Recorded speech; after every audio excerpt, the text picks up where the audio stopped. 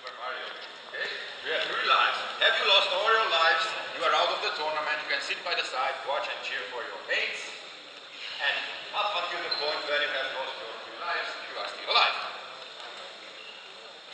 Now the rules for the competition itself. We have to wear, you have to wear black or dark or gray clothes, right? And you have to use the faders we provide. These are chalk. They are double-sided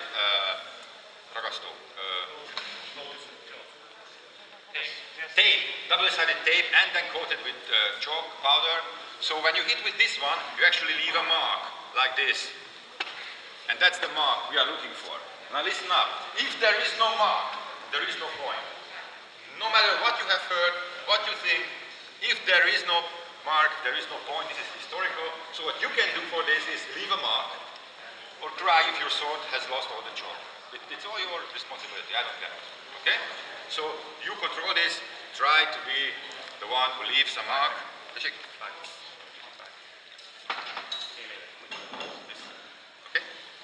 It's not that difficult actually. You may ever only hit with the flat. There is no point actually for hitting with the edge. Now, I probably will not be able to judge that, but the rules are you can only hit with the flat, so you fence it like in people, like this. They're not fencing like this, they're fencing like this. This was a necessary skill in the medieval ages. It was a law to be able to use both sides of the sword, the flat or the edge, regarding of the situation. So this is important. You may never thrust. There is no thrust in this game. Okay, a thrust is a penalty. Now, you hit with the flat, you leave a chalk mark, and then you score a point. Okay, is that reasonable? Right. You do not thrust at all. And there is 2 more things you cannot do. I will need your feather, if I may.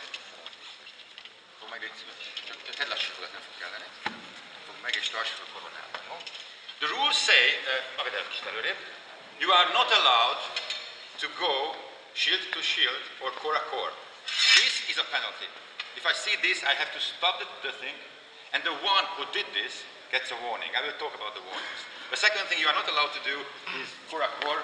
Sorry, anyway, you are. So there is no inward fencing, there is no wrestling in the sword.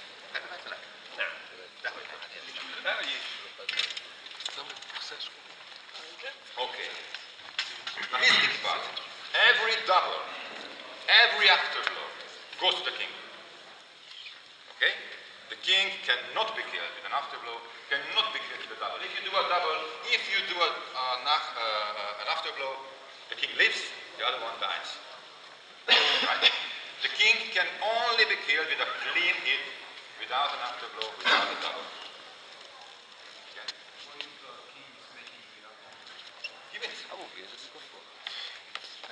If you kill a king, and only then, so do not ask this, if you kill a king, then the target area begins to rise. Okay? The target areas are above the waistline and above the hands. So from here up and from here up, the hands do not count, feet do not count. Hands and body are treated separately for purposes of hits going upwards, up to the point when they reach the shoulder. From that point on, of course, it's only the neck and the head.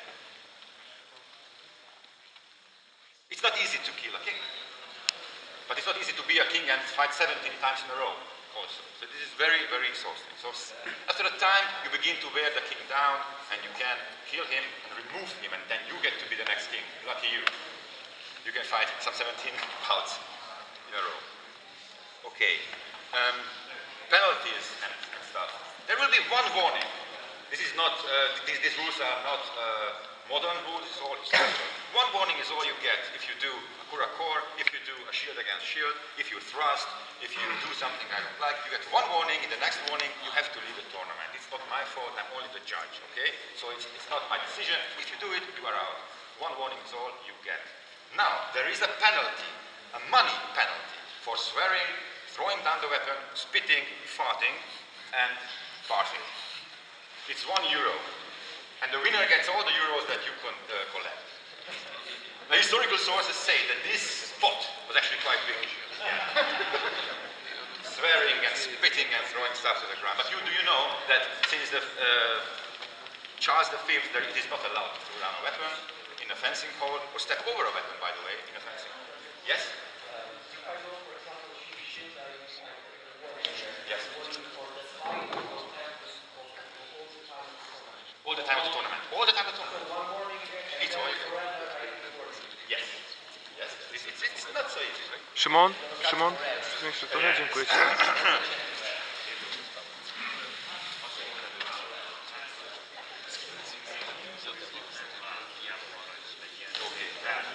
Of course, yes, Peter is right.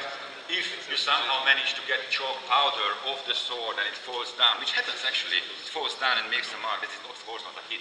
It's a hit that leaves a mark, that is a hit. Okay? So, now here are, you are not all of you have been in such a tournament, so let me give you a few advices, which is important, because we are very few, which means it will be very fast, and only afterwards will you remember, what did I do? So a few ideas for you fencers. One, do not raise the target area soon. The tournament will end with this very spot being the only target area, and you don't want it to be in the beginning, okay? So it is usually considered a bad move to have the head removed of the king and then fence all the time like this for half an hour, okay? That's one trick you can do. The second is, if you think about why this rule was invented, you can imagine what this wants to teach, because this rule was invented by the city council, not by fencing masters. This was invented to teach the city citizens, yes, some necessary skills, like to be able to kill after you have been killed in a real situation, and second, never to allow a hit. So, what does the king do? The king stays close. He wants to have his afterblow. You cannot do an afterblow if you are miles away. Okay, so the king needs to be close, needs to be very fast and deliver the afterblow. What does the champion do? Have this sense and try to make clean hits. Both of them learn. The champion learns how to deliver clean hits. The king learns how to deal an afterblow. Okay, that is two different approaches for the two different guys. And here's one final kind of remembering. Even if the king delivers an afterblow, but it lands on a non-target area, it is not a hit and he is dead. Okay? So let's imagine the target area is above the shoulder line. I'm the champion and I have a king. I hit the king in the head, the king hits me in the belly. What happened? You tell me what happened. He gets killed. He gets killed, yes, because he hit in a non-target area. I hit him in a target area, so even though he delivered an afterblow, he's out and goes back. Now this going back is called a vanille. It's an old French word for life, for the road that you take. So you have 3 vanille, you can go back 3 times, and then you are out. Yes? Do we have a circle on this fence? No, there is no circle this time. There is no nothing, only you two. Okay? Now how is it going to work? Like I said, you take a number, you go to the registration, you tell him your number. És hogy is van? VZP? Attila? Valaki? Hogy van megbeszélve, hogy akkor mondja be a számot, amikor lemegy, amikor vissza? Hogyan van? Okay, I would like to ask, then fight is ended, duel is ended. The participant who lose the fight come to me and tell his name, and I can minus the number of bangings. So we are keeping track, we are keeping track of your vanille, so you have lost your life, you go back this way, registration, my name is Etienne van Gunthen and I'm just being killed. Okay? And it makes a mark. So I just remember your name, so you have a nice beard, so yeah. Jest So stworzone the do question majerowskiej was, szkoły. if there is a new king, does the target area go back or reset? No, the target area rises and stays for the whole tournament. I always check, okay, has there rise here, and I will keep track of that, okay? In this tournament there is only one judge, that is me. This is the one who is called also the San Barista, or something like this. I try to keep track of the tournament, it's not so easy, so I have a helping judge, him, who I will call in if I cannot decide, okay? Usual mistake of a judge consists in the thing I just mentioned that the king delivers the afterglow, but the judge forgets where the target area is. So then the judge will come in and say, you have made a mistake, and only he will come in, and only he will tell me if I made a mistake. If he doesn't come in, then we made both mistakes, and you are, and that's it. Again, yes? Will there maybe be a gambeson or something on the side where we can see it, where it's just clearly marked? Yes, Peter! Be tudsz abban maradni? Jó, te leszel az, aki jelölni fogjuk egy pénzzel, hogy hol van éppen a target area, okay? Peter is the one who provided, by the way, he provided the swords, he provides the chalking. So if you need your feather chalk, you run to him, you say stop, you run to him, he will chalk your feather, and he's the one where I will keep track of the target area with a line. Yes. On powiedział, że to może trwać 1,5 godziny przecież, nie? You can take your time. Now we will try to keep track of this. There is, this also you have to understand. We will have a first, a second, and a third place in this tournament, but the second and the third are more or less decided by sheer luck. Because we already know, I already know, I've done this many times, which number is lucky in a row and which is not so lucky in a row. So even though you can fight very, very well, there are lucky numbers which get you more forward in the end than others. That's the luck part of it. So there is a third place, there is a second place, but there's actually only one winner.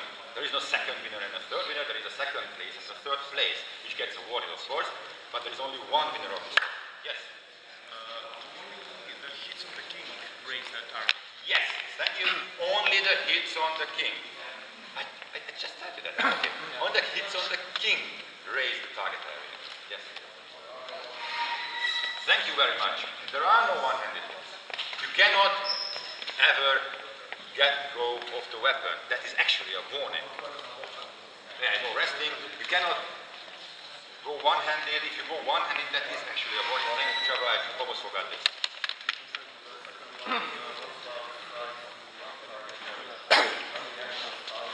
Thank you. No, the action stops when I say it stops. Okay? So if you get a hit, don't ever stop and think about what happened. Okay? If you hit the stop, then you stop. If you get hit many, many, many times on non-target areas, I will not stop the fight.